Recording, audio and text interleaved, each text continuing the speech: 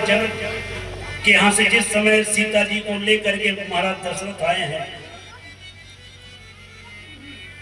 तो मैया कौशल्या से महाराज दशरथ जी ने कहा देवी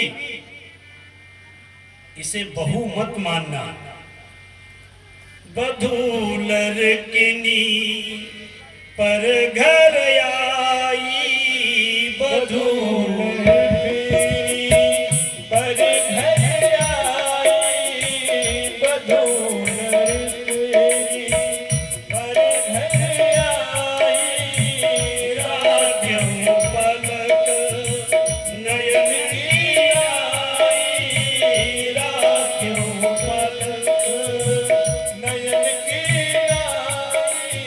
आई, राध्यम पलक। महाराज दशरथ ने कहा देवी बधू लड़किनी, ये बहू नहीं लड़किनी है, घर में आई है, बेटी है, इसको ठीक उसी प्रकार से रखना। कहा कैसे? कहा जिस प्रकार से पलक जो है वो आंखों को रखती है, कोई दुर्घटना देखती है तो पलक आंख को झटाक से बंद कर देती है कि नहीं, छुपा लेती है आंख को कि नहीं, कि कोई आंख पर असर ना ले पावे। ठीक यही स्थिति होनी चाहिए सासू कि बहू को अपने आंचल में छुपा के रखें कि कोई आपदा आने ना पाए। वधू लड़कनी पर घर आई, राखियों पलक नयन की नहीं।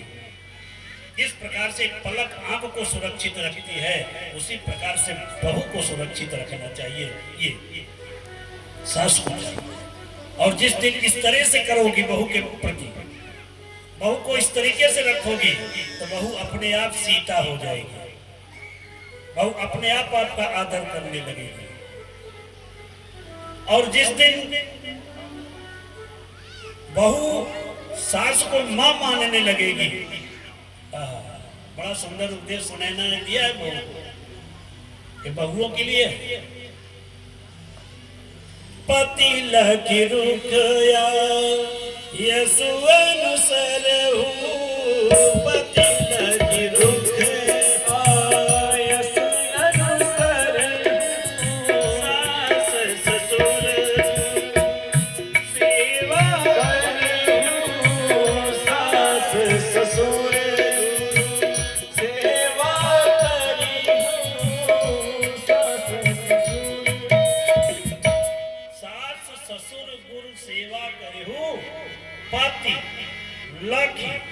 रुख आयस अनुसर हूँ।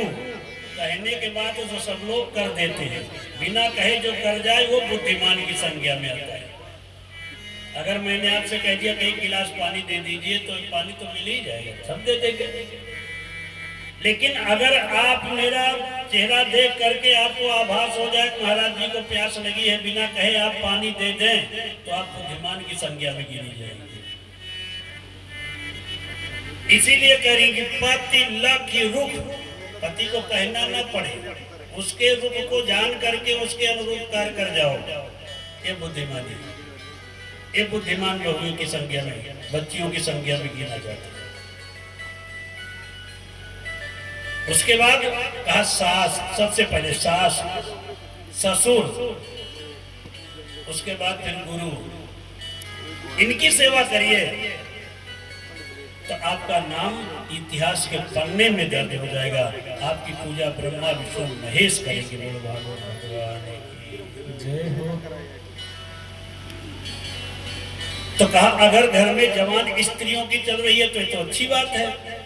कहा दूसरी बात सबसे गड़बड़ वाली बताऊं। कहा क्या? कहा तरुणी प्रभुता गे है, जवान स्त्रियों की चल रही है तो ठीक बात है। कहा तो कहा श्याल को बुद्धिदायक। अगर कोई सलाह लेनी है तो दादा बाबा काका बूढ़ बुजुर्ग से नहीं लेते। कहा तो कहा ससुराल से साले को बुला के सलाह लेते हैं। बोलो भागवत भगवान की जय हो। ऐसा है कि नहीं? आप किसी के यहाँ बारात में निमंत्रण लिखाने जाइए तो जो निमंत्रण लिख रहा है पूछो भैया ये कौन है, तो 95 जगह सुनने में मिलेगा कि लड़की के मामा है। इनका कब्जा दो ही जगह होती है। कौन कौन सी जगह? एक वित्त पर और दूसरे चाबी किसके पास है भैया मिठाई लेना है, मामा को देखो, मामा कहाँ है चाबी है? या तो गोदाम पे कब्जा या तो वित्त पे कब्जा। कहा सियाल को बुद्धि जाएगा, कहा ये तो काम गड़बड़ है। अगर कोई अच्छा कार्य करना है तो दादा बाबा काका से सलाह ले लो, काम बन जाएगा। और मामा से सलाह लोगे तो काम बिगड़ जाएगा। बोलो भागवत भगवान। देखो भैया, मामा अगर बैठे हो तो बुरा मत मानिएगा, हम मामा के विरोधी नहीं है, लेकिन जो लिखा है भागवत में बता रहा। कहा सियाल को बुद्धिदायका, कहा ये तो काम गड़बड़ है। क्यों? क्योंकि ब्रज में एक कहावत है कि दीवार बिगाड़े आरो। दीवार में ज्यादा अलमारियां काटोगे तो दीवार कमजोर हो